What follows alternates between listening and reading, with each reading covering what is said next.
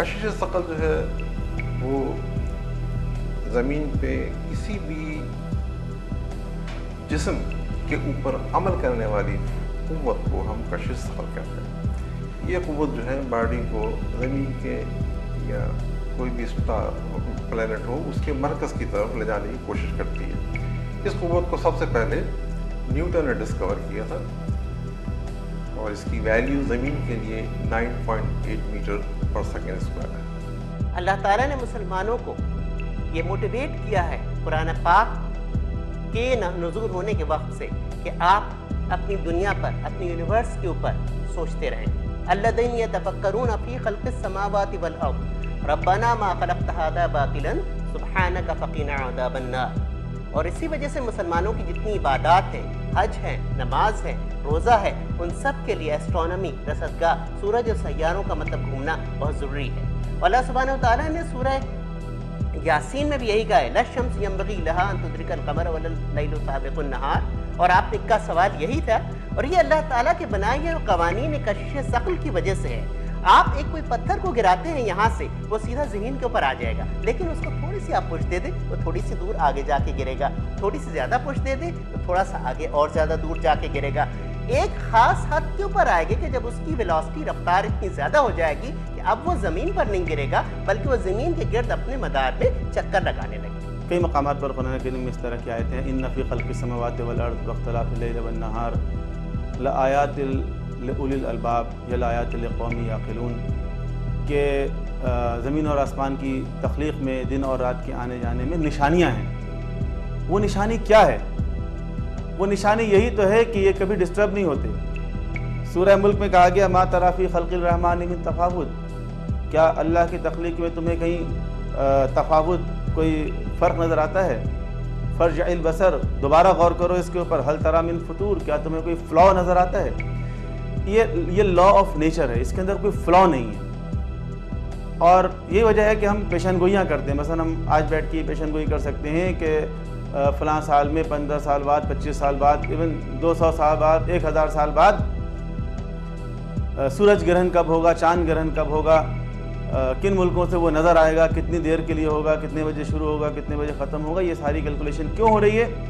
اس لیے کہ ہمیں پلانٹس کے روٹ کا، ان کے آربٹس کا پتہ ہے، اور اس سسٹم کے اندر کوئی فلاؤ، کوئی خرابی نہیں ہے۔ اس کی وجہ سے یہ پیشن گوئی ہو رہی ہے۔ یہ سب کچھ کیا ظاہر کرتے ہیں؟ یہ سب کچھ یہ ظاہر کرتے ہیں کہ کائنات کا جو یہ نظام ہے یہ بہت کیلکولیٹڈ ہے، اس میں زبردست حکمت موجود ہے، پلاننگ موجود ہے، اس کے اندر ڈسپلن موجود ہے، نظم موجود ہے، جس کی وجہ سے یہ ڈسٹرب نہیں ہوتا، اور اس کو حکمت کے ساتھ، پلاننگ کے ساتھ ڈیزائن کیا گیا ہے۔ The universe is a design universe. اچھا، یہیں پر آ کر اگر ہم دیکھیں تو ایک نتیجہ ہمارے سامنے آتا ہے۔ یہاں تک تو سائنس کی باتیں ہیں کہ اس نیچر میں پلاننگ ہے، اس نیچر میں ڈیزائن ہے، اس نیچر میں ڈسپلن ہے، اس میں تو کوئی اختلاف ہی نہیں ہے۔ جہاں تک دین کا تعلق ہے تو دین ہمیں ایک میسج دیتا ہے، ایک کنکلوژن، اور وہ کنکلوژن یہ ہے کہ when we believe in planning, why don't we believe in planner؟ جب ہم ایک پلاننگ کو مان رہے ہیں کہ اس نیچر میں قدم قدم پر پلاننگ ہے، تو اس پلاننگ کے پیچھے کوئی پلانر تو ہے نا۔ اگر ہم یہ کہہ رہے ہیں کہ یہ نیچر جو ہے وہ ڈیزائنڈ ہے، there must be some designer behind it، کوئی ڈیزائنر ہوگا جس نے اس کو ڈیزائن کیا ہے۔ جب ہم کہہ رہے ہیں اس نیچر کے اندر ایسی زبردست ڈسپلن ہے کہ یہ چیزیں ڈسٹرب نہیں ہو رہی ہیں اور مسلسل ایسی چلی جا رہی ہے، تو یہ ڈسپلن کیا ظاہر کرتی ہے؟ یہ ڈسپلن یہ ظاہر کرتی ہے، it shows that the controlling authority of this nature is in one hand. کوئی ایک قوت ہے جس نے اس نیچر کو کنٹرول کیا ہوا ہے۔ قوتیں تو یہی ہیں، لیکن یہ قدرت نے اس طریقے سے تشکیل دی ہوئی ہے کہ نظام جو ہے پراپر طریقے سے چل رہا ہے۔ مثال کے طور پر زمین کی جو حرکت ہے وہ ایک خاص مدار کے اندر ہے، وہ اس سے باہر نہیں نکلتی۔ اسی طریقے سے دوسرے پلانٹس ہیں، وہ بھی اپنے اپنے مداروں میں کوشش کر رہے ہیں، وہ گردش کر رہے ہیں۔ جس طریقے سے ہمارا سورج، اس طریقے سے بہت سے پلانٹس ہیں۔ رات کو جو آپ آسمان پہ نظر کرتے ہیں تو آپ کو بے شمار ستارے چمکتے ہوئے نظر آتے ہیں، لیکن آپ محسوس کرتے ہوں کہ یہ ٹکراتے کیوں نہیں؟ اس کی وجہ ایک یہ بھی ہے کہ یہ چونکہ بہت زیادہ آپس میں فاصلے پر ہیں، لہذا ہم تو یہاں محسوس کر رہے ہیں کہ ٹکرانا چاہیے، لیکن ایسا نہیں ہوتا، اس کا فاصلہ بہت زیادہ ہے۔ دیکھیے، دو طرح سے اس چیز کو بیان کیا جاتا ہے۔ ایک نظریہ یہ ہے کہ یہ کائنات کسی عمارت کی طرح ہے کہ اس کو ایک مرتبہ تعمیر کر دیا گیا، اور اب تعمیر کرنے والا ضروری نہیں ہے کہ اس دنیا میں موجود ہو، عمارت باقی ہے۔ اچھا، اگر اس نظریے کو مان لیا جائے تو اس میں یہ ہوتا ہے کہ اس عمارت کے اندر صرف ٹوٹ پھوٹ کا عمل ہو رہا ہوگا، تعمیر کا عمل نہیں ہو رہا ہوگا۔ پریکٹیکلی اس نیچر کے اندر ایسا نہیں ہے۔ نیچر کے اندر بعض چیزیں ایسی بھی ہیں جو ٹوٹ پھوٹ کا شکار ہو رہی ہیں، بعض پلانٹس جو ہیں وہ بلیک ہولز میں تبدیل ہو رہے ہیں، بعض سنز سولر سسٹم جو ہیں وہ بلیک ہول میں تبدیل ہو رہے ہیں، اور بعض پلانٹس تباہ ہو رہے ہیں، بعض سٹارز تباہ ہو رہے ہیں، ٹھیک ہے۔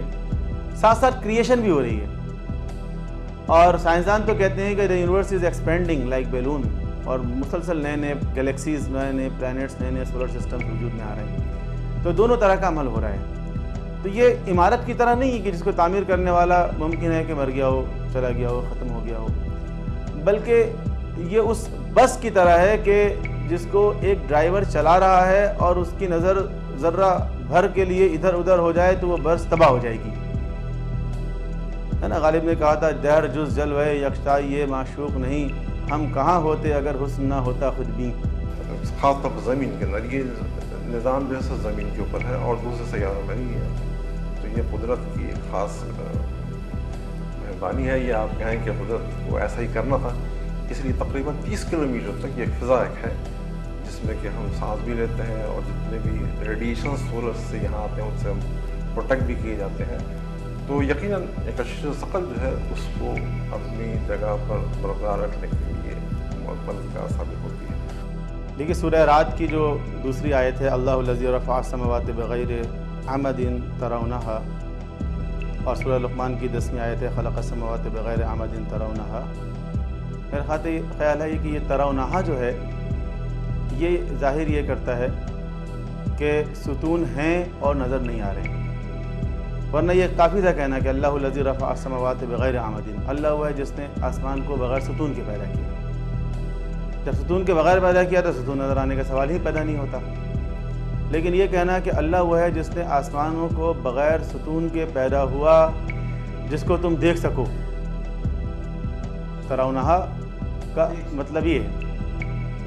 تو یہ ظاہر یہ کر رہا ہے کہ ستون تو ہیں، لیکن وہ ستون ایسے نہیں ہیں جیسے ہم اپنے گھروں میں بناتے ہیں، اور ستون سے مراد یہاں پر وہ پلرز نہیں ہے جو ہم گھروں میں بناتے ہیں، بلکہ ستون سے مراد وہ فورس ہیں، سپورٹنگ فورس کہ جنہوں نے اس کو قائم رکھا ہوا ہے۔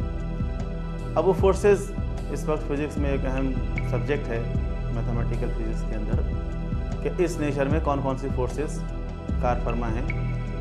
یہ ہے تو ان کا سبجیکٹ ظاہر ہے، ہم اس پہ اظہار خیال نہیں کر سکتے، لیکن بظاہر آیت سے یہی نظر آتا ہے کہ کچھ ایسی قوتیں ہیں کہ جنہوں نے اس نیچر کو وسیع بنیادوں پر سنبھالا ہوا ہے، انہی کا نام ہے یہاں پر ستون۔